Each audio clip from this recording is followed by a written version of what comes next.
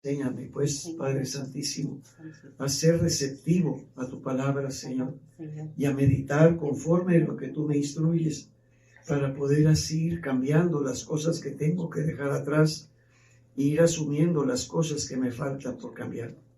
Te pedimos, pues, Padre, en el nombre de Jesús, que nos des hambre y sed de tu palabra, Señor, que la busquemos, Señor, mañana, tarde y noche, Señor, que no estemos conformes, Señor, con lo que hemos logrado hasta el presente, sino que siempre tengamos la inquietud de buscar algo más de parte tuya, Señor. Algo que nos haga, Señor, vernos ya del otro lado y no todavía en el proceso de ir dejando atrás lo malo. Te lo pedimos, Padre, en el nombre de Cristo Jesús. Amén. Amén. Amén. Amén. Amén. Amén. Amén. Dios nos llama a nosotros a creer, y se cree con el corazón, con la mente se razona, pero se cree con el corazón. Y cuando uno cree, hay ocasiones en que uno no va a poder explicar, porque el corazón no razona, y va a tener que decirle a la otra persona, me gustaría decirte por qué, pero ni yo mismo lo entiendo. Yo solamente te puedo decir que yo creo. Cuando la Virgen María escucha el plan de Dios para ella, María escucha que va a ser el poder de Dios el que va a intervenir en su vida, que ella va a quedar embarazada. Pero si nosotros le preguntáramos a la Virgen María que nos explicara, ella nos diría, no sé, nada más te puedo decir que yo creo. Yo creo que lo que el ángel me acaba de decir que Dios quiere hacer conmigo, se puede hacer. Y lo vemos cuando después conversa ella con Isabel, y Isabel le dice, dichosa tú que has creído que Dios era capaz de dar todo lo que tú has creído. Qué cosa tan preciosa. Ese testimonio amarra la postura de la Virgen María. Dichosa tú que has creído todo lo que Dios te ha dicho. Bueno, pues es el llamado de nosotros, y San Pablo empieza las cartas. El orden de las cartas no es el orden original de cómo fueron escritas. El orden de las cartas se dio. Yo no conozco cómo fueron colocadas las cartas, el motivo por el cual fueron colocadas primero Romanos, después Corintios, después Gálatas, después Filipenses, no sé, Efesios, Filipenses, Colosenses, pero alguien así las puso, y yo creo que Dios intervino atrás para hacerlo. Ahorita, así como platicábamos de Nehemías Gordon, ¿verdad?, que es una persona que él mismo se identifica como no creyente, ¿verdad?, pero es un súper experto, ¿verdad? Entonces, ¿por qué está este orden así? Ahí está. Y todas las Biblias tienen este orden. O sea, no hay ninguna Biblia de los hermanos en que primero aparezca Tesalonicenses y luego aparezca. Todos tienen este orden. ¿Cuál fue el motivo? ¿Quién fue el que tuvo la decisión final? Pues tal vez algún día nos enteremos de la historia, ¿verdad?, de cómo quedaron los libros, las cartas. Nos vamos a Romanos 1, versículo 1. Dice, de Pablo, siervo de Cristo Jesús, apóstol por un llamado de Dios, escogido para el Evangelio de Dios. Apóstol es una palabra acuñada para identificar un mandadero. Eso se llama la palabra apóstol. En su idioma original, cuando una mamá manda al muchacho a la tiendita a traer leche, el niño se convierte en apóstol de la leche. Ese es un apóstol, es una persona llamada. Y entonces San Pablo empieza la carta diciendo que él ha sido llamado, pero automáticamente se distancia de los hombres y nos dice llamado por Dios. Entonces, si yo quiero entender el llamado de muchas personas, me va a costar trabajo, porque voy a usar un criterio, bueno, ¿quién lo llamó? ¿Quién lo llamó? Y si la persona me dice, me llamó Dios y yo no vengo de ningún seminario, de ninguna institución, pues tengo que entonces saber que el que lo decidió llamar, pues lo llama por ciertas cosas, ¿verdad? San Pablo se reconoce llamado por Dios y dice, esta buena nueva, anunciada de antemano por sus profetas en las Sagradas Escrituras, se refiere a su Hijo, que nació de la descendencia de David según la carne, y que el Espíritu de Santidad ha designado Hijo de Dios al resucitarlo de entre los muertos en una obra de poder. De Él, de Cristo Jesús, nuestro Señor, hemos recibido todos gracia y encargo, gracia y tarea, gracia y trabajo, gracia y misión. Y dice San Pablo, de Él hemos recibido todos. Cada uno de nosotros tiene un llamado de Dios, que tenemos que descubrirlo, sí, porque nadie más lo entiende. O sea, yo veo tanta gente y digo, bueno, Señor, y de todos estos no se hace uno, ¿verdad? Porque lo estoy viendo en la carne, ¿verdad? Los veo todos deficientes, todos con errores, todos con problemas, y Dios me dice, no juzgues así, porque yo los he llamado. Entonces yo tengo que tomar en cuenta que Dios llama como Él quiere. Y entonces estamos llamados para recibir la ayuda, se llama gracia, y la tarea, para que en todas las naciones sea recibida la fe. En todas partes, eso incluye todo el Tajito. Digo, para los que viven aquí cerquita, ¿sí me entiendes? Aquí en Nueva Laguna, los que están aquí tienen un llamado para evangelizar aquí, casa por casa, la vuelta hacia la cuadra, ¿verdad? Casa por casa, ¿verdad? Porque al rato van a estar los mismos listones amarillos que están en la casa allá a la entrada de aquí de la calle, ¿verdad? Porque estaban los narcos ahí tan allá. Y al rato vamos a ver aquí que también la van a poner así unos hilos, aquí, ¿verdad? Sí.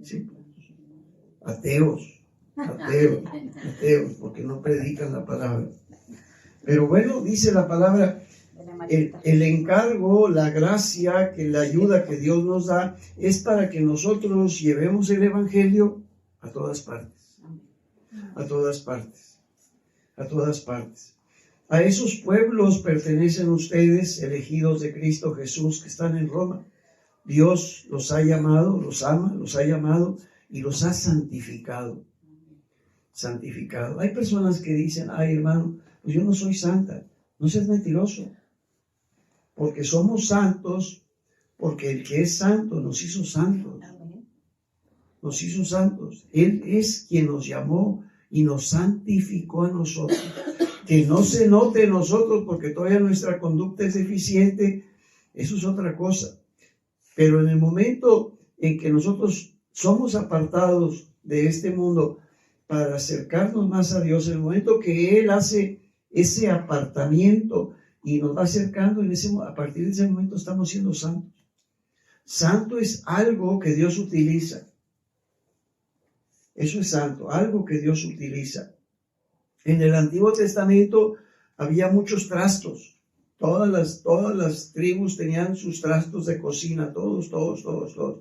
Pero había un menaje que era el del templo. Y todas las cosas que se usaban en el templo para los sacrificios, para todo eso, ese menaje de ollas y cacerolas y cucharas y tenedores y todo, ese era santo, apartado de las cosas del mundo para Dios. Por eso cuando vemos que el nieto de Nabucodonosor toma las copas del templo y decide brindar con ellas, automáticamente llega el castigo, porque eran copas del templo. Su abuelo nunca las usó para eso, pero el nieto se dio el atrevimiento de agarrarlas, algo que era santo de la presencia de Dios. Ellos lo profanan, ¿verdad? Entonces Dios nos ama a nosotros, nos ha llamado y nos ha santificado para su servicio. Que de Dios, nuestro Padre, y de Cristo Jesús, el Señor, les llegue a ustedes la gracia, la ayuda, el apoyo, y estén tranquilos. Y estén tranquilos. Bueno, eso significa que Dios te quiere blindado. Blindado. Por ningún motivo te quiere ver preocupado, miedoso, alterado. Porque Dios te dice, yo estoy contigo, no tienes por qué tener miedo, estoy contigo, estoy contigo. A donde quiera que tú vayas, yo iré, donde quiera que tú hagas cosas, tendrás éxito. Dios se lo dijo a Josué, y es la definición, Dios está conmigo, esté yo aquí, esté en Chiapas, esté yo en Tijuana, esté donde esté, Dios me está acompañando. ¿Okay? Entonces, San Pablo está mandando una carta para que estemos conscientes de que Dios quiere ayudarnos, reciban gracia, reciban la ayuda necesaria. Y luego San Pablo comenta, dice, ante todo doy gracias a mi Dios por medio de Cristo, por todos ustedes, porque su fe es alabada en el mundo entero. Su fe es alabada. Hemos platicado en las últimas 2 semanas la importancia de dar testimonio de nuestra fe. La importancia de que la gente sepa cómo hacemos nosotros las cosas para que el plan de Dios se lleve a cabo. Sí. Si yo me quedo callado y no comparto con los demás la manera en que yo me estoy apoyando en Dios, entonces van a pensar que nosotros ni siquiera nos arrimamos con Dios. Para que su fe sea alabada, necesita la gente escuchar tu testimonio.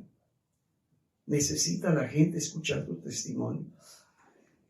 Escuchar tu testimonio para que su fe sea alabada en el mundo entero.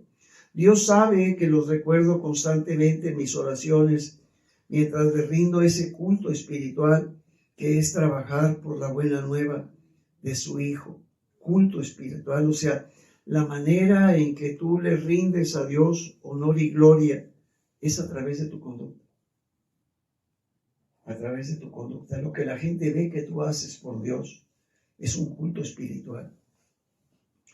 Dice San Pablo, yo desearía, si tal es la voluntad, que Él me allane el camino para ir a visitarlos. Tengo muchas ganas de verlos para comunicarles algún don espiritual que a ustedes los fortalezca. Y al compartir nuestra fe, nos animaremos mutuamente. Bueno, pues Dios está esperando que tú compartas lo que Dios ha hecho contigo esta semana y que la otra persona también comparta lo que Dios ha hecho con ella esta semana para emocionalmente hablando, animarnos a seguir el camino. A seguir el camino, porque probablemente lo que a mí me hace falta para yo estar más tranquilo es escuchar lo que Dios hizo con mi hermano.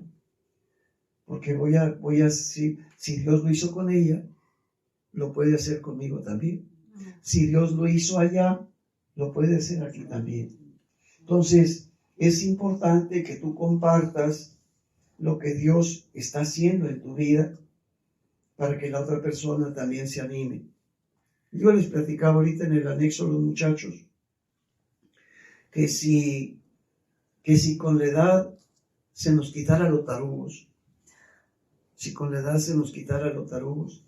sería algo extraordinario que a un niño que va a cumplir 10 años, que le dijéramos, cuando cumplas 10 años, ya no vas a ser menso. Sería una chulada. Pero cumplen los 10 años y siguen mensos. Y entonces vemos a las muchachas que andan con 17, 18, 19 años, más o menos tiernitas todavía, ahí más o menos, ahí medio rezagadas. Y le decimos, cuando cumplas 20 años, se te va a quitar lo menso. Pero luego ya cumplen los 20 y siguen mensas. Siguen mensas, sí. Bueno, pues vamos a decirles que cuando cumplan 30, ¿verdad? Y entonces vemos así a las muchachas y le decimos, puedes tener la esperanza. Dicen, ay hermano, ya pasé de los 30. Y bolas. Y bueno, pues, estaba en el anexo platicando con los muchachos y me dice un muchacho, pues yo ya tengo 43. Le dije, todavía no se te quita lo menso. Le dije, y el problema es que yo ya voy para los 80. Yo todavía tengo que pedirle a Dios que me ayude. ¿Para qué? porque todavía no se me ha quitado lo menso, todavía cometo errores, todavía me equivoco, todavía la riego. Y entonces, no es cuestión de edad, no es cuestión de edad, tampoco es cuestión de sexo, ¿verdad? Es cuestión de que qué tanto te está ayudando Dios. Amén. Porque para ser perfectos necesitamos su ayuda. Y entonces ahorita en el anexo pues terminamos nosotros diciéndole a los muchachos que ellos tienen que hacer un esfuerzo por buscar constantemente la ayuda de Dios. Porque es la única manera en que vamos a ser mancuerna. Él pone lo bueno y yo soy el instrumento. Él pone lo bueno. Él pone la ayuda. Y entonces San Pablo nos dice, nos animaremos mutuamente, sacaremos cosecha. Y bueno, pues yo necesito escuchar lo que Dios está haciendo en la vida de los demás. Y hay ocasiones que les pregunto y nadie quiere dar testimonio. Nadie quiere dar testimonio. Nadie.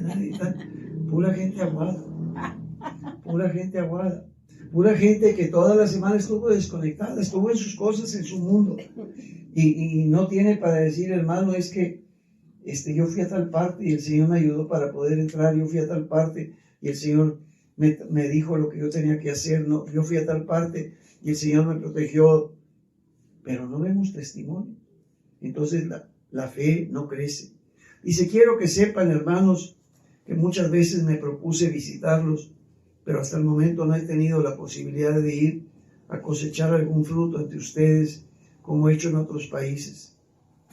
Me siento en obligación con todos, ya sean griegos o extranjeros, cultos o sin estudios. Estoy dispuesto a ir hasta ustedes a Roma para darles el Evangelio. Como ustedes ven, no me avergüenzo del Evangelio, que es la fuerza de Dios para salvar a todos los que creen. En primer lugar a los judíos y también a los griegos. El Evangelio es la fuerza de Dios para salvar a todos los que creen. Amén. Pero si tú no estás llevando el Evangelio, la persona no tiene la oportunidad de salvarse. El Evangelio es la fuerza de Dios para salvar a los que creen. Pero si tú en vez de llevar el Evangelio estás llevando algo diluido, algo humano, no le estás dando la oportunidad a la persona de que cree. No le estás dando la oportunidad. El Evangelio es lo que va a hacer que las personas brinquen al otro lado y nos digan, hermano, es que yo sí creo. Yo sí creo. Más o menos lo que diría en Marcos 9, cuando el papá va con Jesús y le dice, Señor, si tú puedes, haz algo. Y Jesús le dice, ¿por qué dices si puedes? Todo es posible para el que cree. Y en ese momento el papá toma la decisión de decir, yo creo. Yo creo. Y eso es lo que Dios quiere escuchar de ti todos los días. Todos los días, continuamente. Tú tienes que decirle todos los días, Señor, yo creo que tú hoy me ayudas. Yo creo que tú hoy me sanas. Yo creo que tú hoy me proteges. Yo creo que tú me estás bendiciendo. Y no tengo por qué quejarme, no tengo por qué andar tristeando ni dando lástima, porque tú eres esa fuerza que está llegando a mi vida. Y dice San Pablo, en primer lugar para los judíos, también para los griegos, el Evangelio nos enseña a nosotros cómo Dios justifica por medio de la fe y para la vida de la fe. Como dice la Escritura, el justo vivirá por su fe. El justo vivirá por su fe. Bueno, pues esta frase pequeña, primero a los judíos y después a los griegos, todavía hay muchos ministerios que todavía hoy recalcan que primero es para los judíos. Mi opinión personal es que esto fue hace 2000 años. Hoy en día, tanto judíos como griegos, o sea, tanto ellos como nosotros, ya el llamado es parejo. Al principio, en aquel entonces, sí, el Evangelio primero fue al pueblo judío y después poco a poco se fue abriendo a los demás pueblos. Hoy en día, el llamado a creer es parejo. Tanto los judíos deben de creer como nosotros debemos de creer. ya no hay prioridad, ya no hay primero a ellos, no, esa prioridad sí se dio en tiempo y forma hace 2000 años. Hoy en día la prioridad es llevar el evangelio a todas partes, a todas partes. Eso incluye todos los ejidos y ranchos. Sí. ¿Amén? Y entonces dice San Pablo, desde el cielo nos amenaza Dios con su indignación por todas las maldades e injusticias de aquellos que sofocan la verdad con el mal. Todo lo que se puede conocer de Dios está a su alcance, está ante sus ojos. Dios se los ha manifestado. Lo que Dios es y que no podemos ver ha pasado a ser visible gracias a la creación del universo, y por sus obras captamos algo de su eternidad, de su poder y de su divinidad. Bueno, pues hay mucha gente que nos sigue diciendo que ellos no creen en Dios, pero simplemente ponernos a ver el orden del universo entero, de cómo se mueve todo y todo se da por orden, tenemos que reconocer que hay una mano detrás de todo. Hay una mano detrás de todo, y bueno, bendito sea Dios que Génesis nos explica cómo Dios dispuso al sol y a la luna y las estrellas, las épocas, los años, pero originalmente si nada más vemos el firmamento decimos, bueno, ¿quién está detrás de todo eso?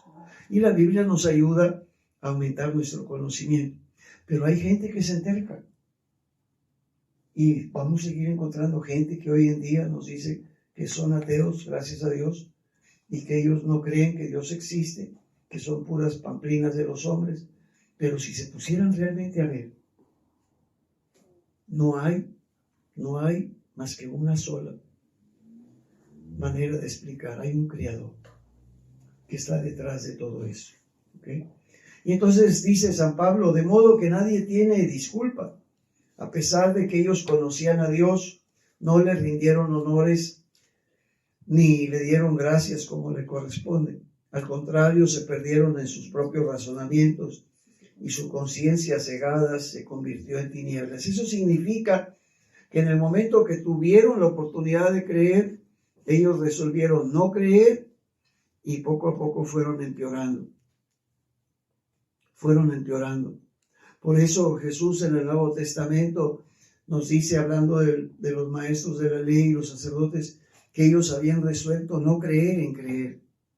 Se habían encaprichado. Y entonces cuando van viendo los prodigios que suceden en la cruz, ya su mente estaba tan confusa que valiendo grillo. Ya no quedaron. Dice, creyéndose ellos sabios, creyéndose que ellos sabían mucho, se volvieron necios. Incluso reemplazaron al Dios de la gloria, el Dios incorruptible, por imágenes de todo lo pasajero, imágenes de hombres, de aves, de animales y reptiles. Por eso Dios los abandonó a sus pasiones secretas y se entregaron a la impureza y deshonraron sus propios cuerpos. Ellos cambiaron la verdad de Dios, lo que Dios decía, por la mentira. Adoraron y sirvieron a seres criados en lugar del Creador, que es bendecido por todos los siglos. Bueno, pues en lo humano eso encontramos con mucha frecuencia. Cuando una persona resuelve que le va a hacer más caso al psiquiatra, más caso al psicólogo que lo que Dios dice, que le va a hacer caso más al médico que lo que Dios dice. Y entonces nos dice, cambiaron la verdad de Dios por la mentira. Cambiaron la verdad de Dios por la mentira. Por esto Dios dejó que fueran presos de pasiones vergonzosas. Ahora sus mujeres cambian sus relaciones sexuales normales por relaciones contra la naturaleza. Los hombres, de igual manera, dejan su relación natural con la mujer y se apasionan unos por otros. Practican torpezas varones con varones. Y así reciben en su propia persona el castigo merecido por su aberración. Ya que ellos juzgaron inútil conocer a Dios, Dios a su vez los ha abandonado a los errores de sus propios criterios, de su propio juicio, de modo que hacen absolutamente todo lo que es malo. En ellos ya no se ve más que injusticia y perversidad, codicia, maldad, rebosan de envidia, de crímenes, de peleas, de engaños, de mala fe, de chismes, de calumnias. Ellos desafían a Dios, son altaneros, orgullosos, farsantes, hábiles para lo malo y no obedecen a sus padres. Son insensatos, desleales, sin amor, despiadados. Conocen lo que Dios ha dicho, saben que son dignos de muerte quien obran de esa manera, pero no solamente lo aprueban, sino también lo están haciendo. Y así actúan como todos.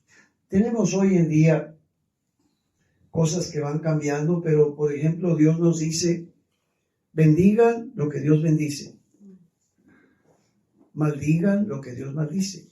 ¿Ok? Lo tenemos con Balac, ¿verdad? Donde Balac dice, es que yo no puedo maldecir lo que Dios ha bendecido. ¿Ok? Pero tampoco puedes bendecir lo que está maldito, lo que está maldito. Hoy tenemos que dentro de la iglesia donde estamos nosotros, han resuelto bendecir las parejas de unión ilegítima, unión de hombres con hombres. Estás bendiciendo algo que Dios maldice. Estás bendiciendo algo que Dios maldice. No puedes tú bendecir una unión sexual. No puedes. Puedes bendecir una persona y puedes pedirle a Dios, Señor, darle sabiduría, darle revelación, que vea lo malo que está haciendo, se corrija. Eso sí, puedes bendecir a una persona que es un pecador, sí, le pides a Dios que lo ilumine, que sea la luz, que veas lo maldad que está haciendo para que se arrepienta, para que cambie. Pero bendecir la unión de la pareja que está en adulterio o está en homosexualidad, eso está mal. Hoy en día eso está mal. Ay, pero lo hizo fulano de tal. Me vale gorro quien lo haya hecho. Tú vas a bendecir lo que Dios bendice y vas a evitar bendecir lo que Dios maldice. Vas a evitar bendecir lo que Dios maldice. Entonces tenemos hoy en día una cosa muy clara. ¿Qué fue? Yo creo que fue en diciembre que en el Parlamento turco se paró uno de los primer ministros que estaban ahí y ahí empezó a maldecir públicamente, empezó a maldecir delante de toda la asamblea turca, delante de la asamblea a Israel. Pero no puedes maldecir lo que Dios bendice. En ese momento cayó muerto. Cayó muerto. Cayó muerto. Y bueno, pues tenemos nosotros muchas cosas que tenemos que aprender. Si tú estás comenzando por el pie izquierdo y no te corriges, corres el riesgo de que te vas a complicar más. Tú tienes que bendecir lo que Dios bendice y bajo ningún motivo, bajo ninguna razón, bendecir lo que está maldecido. ¿Ok? Nos ponemos de pie.